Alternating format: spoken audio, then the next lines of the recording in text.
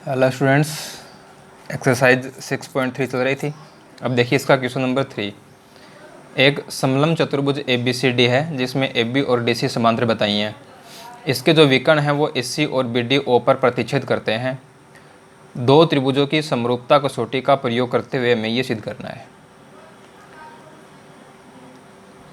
देखो question number 3 है, उसमें क्या है, एक ट्रेपेजियम ABCD है जिसमें AB पैरेलल DC बताया है और इसके जो डायगोनल्स हैं AC एंड BD वो O पर इंटरसेक्ट करते हैं। तो जो सिमिलरिटी क्राइटेरिया है उसको यूज़ करते हुए हमें प्रूव करना है OA अपॉन OC इक्वल होगा OB अपॉन OD के।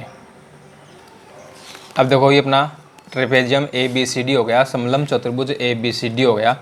ये इसके डायगोनल विकर्ण O पर इंटरसेक्ट करते हैं, O पर प्रतिच्छेद करते हैं। अब देखो हमें इसमें क्या प्रूव करना है, OA upon OC equal OB upon OD। और हमें इसमें सिमिलरिटी जो क्राइटेरिया है उसको यूज़ करना है, समरूपता कसौटी का प्रयोग करना है। तो देखो इसमें अब OA, OB, OC, OD, OA, OB तो है इस ट्रायंगल के अंदर, OC, OD हैं वो हैं इस ट्रायंगल के अंदर। तो इन दोनों ट्रायंगल को हमें क्या करना है, सिमिलर प्रूव करना है, इन दोनों त्रिभुजों को समरूप बताना है। ठीक है, तो देखो triangle AOB and triangle COD, इन दोनों ट्रायंगल्स को ले लिया हमने। अब देखो एक ये एंगल और एक ये एंगल, एक तो ये एंगल और एक ये एंगल, दोनों एंगल कैसे हो गए, इक्वल हो गए। क्यों हो गए, वर्टिकली ऑपोजिट एंगल हैं, शीर्षाभिमुख कोण हैं।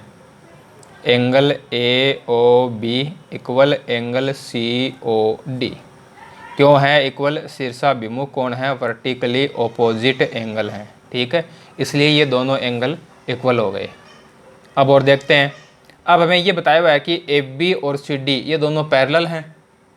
अब AB CD पैरेलल हैं, समांतर हैं, तो ये क्या बन जाएगी, ट्रांसवर्सल, तिर्यक रेखा बन जाएगी ना।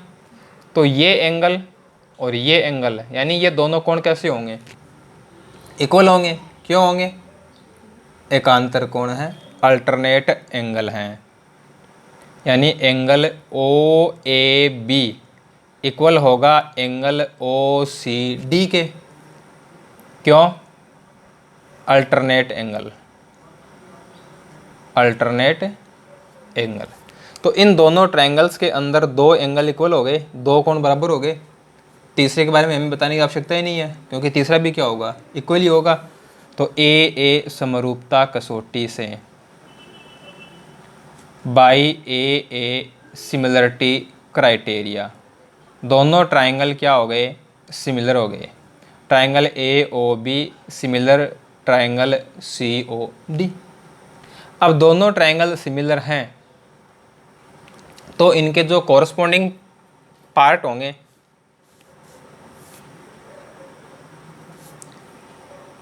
यदि हम बात करेंगे एंगल्स की तो वो तो इक्वल हो जाएंगे, साइड्स की बात करेंगे तो वो सेम रेशियो में होंगी। संगत भुजाएं हैं वो क्या हो जाएंगी, समानुपाती हो जाएंगी। तो देखो OA upon OC, OA side है वो इस ट्रायंगल की है, तो OC है वो इस ट्रायंगल की है। OA तो OC लेंगे ना,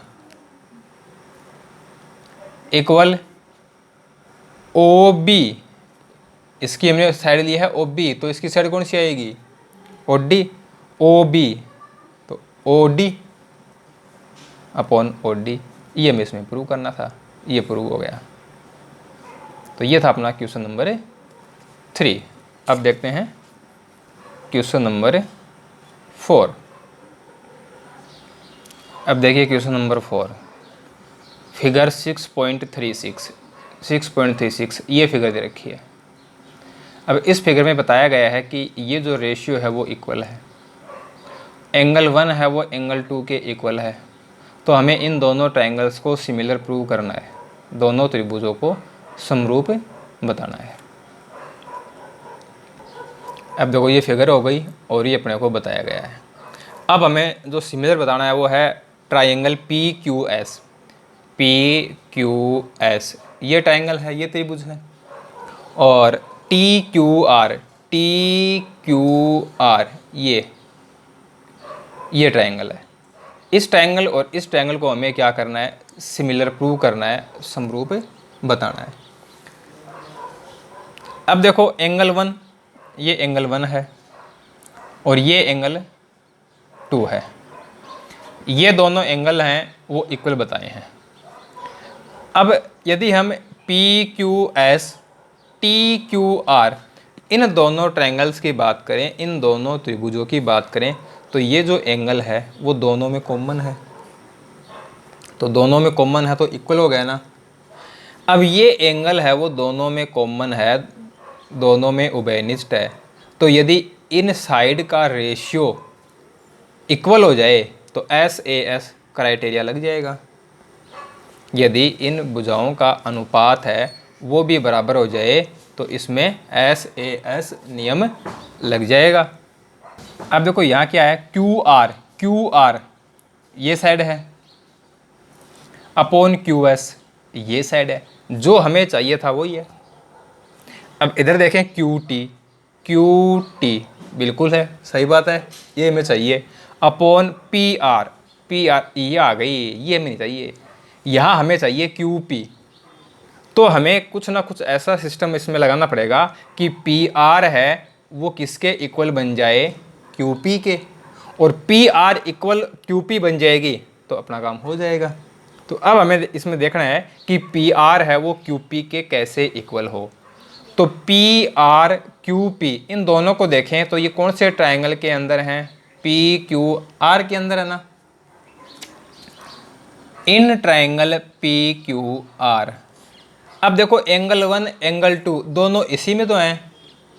अब इस ट्रायंगल में हमें ये बताया है कि एंगल 1 है वो एंगल 2 के इक्वल है। अब एक ही ट्रायंगल के अंदर यदि दो एंगल इक्वल हैं तो उनकी जो ऑपोजिट साइड होंगी वो भी इक्वल होंगी। एक ही त्रिभुज में यदि दो कोण बराबर हैं तो उनके सामने की भुजाएं भी बराबर होंगी। तो एंगल 1 के सामने कौन सी है, PR, और एंगल 2 के सामने कौन सी है, QP। तो इसका मतलब है QP इक्वल PR, यही हमें चाहिए था। तो इसका मतलब है QR अपॉन QS इक्वल होगा QT अपॉन PR की जगह क्या लिख देंगे, QP। तो in triangle PQS and TQR